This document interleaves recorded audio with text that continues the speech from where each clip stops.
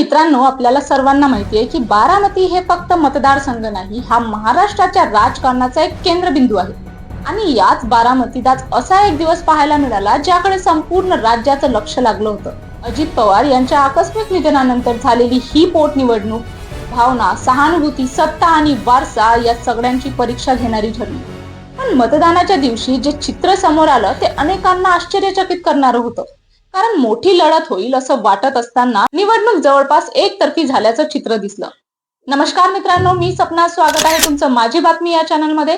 मित्रांनो, चॅनलला सबस्क्राईब नसेल केलेला तर नक्की करून घ्या. चला तर बातमीला सुरुवात करूया. बारामती विधानसभा पोटनिवडणुकीसाठी सकाळपासून मतदानाला सुरुवात झाली.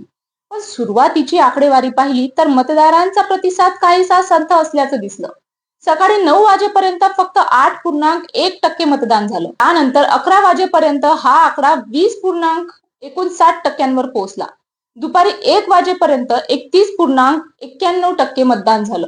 तर दुपारी 3 वाजेपर्यंत 40.36% मतदानाची नोंद झाली. आणि अखेर सायंकाळी 5 वाजेपर्यंत मतदानाचा आकडा हा 52.44% जाऊन थांबला. आता इथे प्रश्न असा उपस्थित होतो की बारामती सारख्या हाय प्रोफाईल मतदारसंघात मतदान अपेक्षेपेक्षा कमी का झालं? तर या मागचं पहिलं कारण सांगितलं जात आहे ते म्हणजे प्रचंड उष्णता.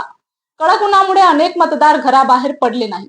पण दुसरं आणि सगळ्यात महत्वाचं कारण म्हणजे ही निवडणूक सुरुवातीपासूनच एकतर्फी असल्याची चर्चा होती. या निवडणुकीत एकूण 23 उमेदवार मैदानात होते. पण आश्चर्याची बाब म्हणजे विरोधात एकही मोठ्या राष्ट्रीय पक्षाचा दमदार उमेदवार दिसला नाही. अनेकांनी उमेदवारी कायम ठेवली खरी, पण प्रचारात मात्र फारसं कोणी सक्रिय दिसलं नाही. त्यामुळे ही निवडणूक आधीपासूनच एक बाजूने झुकलेली असल्याची चर्चा सुरू होती. दरम्यान दुसऱ्या बाजूला पवार कुटुंब पूर्ण ताकदीने मैदानात उतरलेलं दिसलं.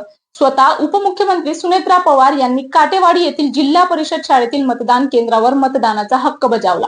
त्यांच्यासोबत त्यांचे 2 पुत्र आणि 5 पवार देखील उपस्थित. फक्त मतदान करून त्या थांबल्या नाहीत, तर बारामती तालुक्यातील माळेगाव सह विविध मतदान केंद्रांना भेट देत त्यांनी मतदारांशी संवाद साधला, वातावरणाचा आढावा घेतला. दुसऱ्या बाजूला जय पवार देखील दिवसभर विविध मतदान केंद्रावर फिरताना दिसले.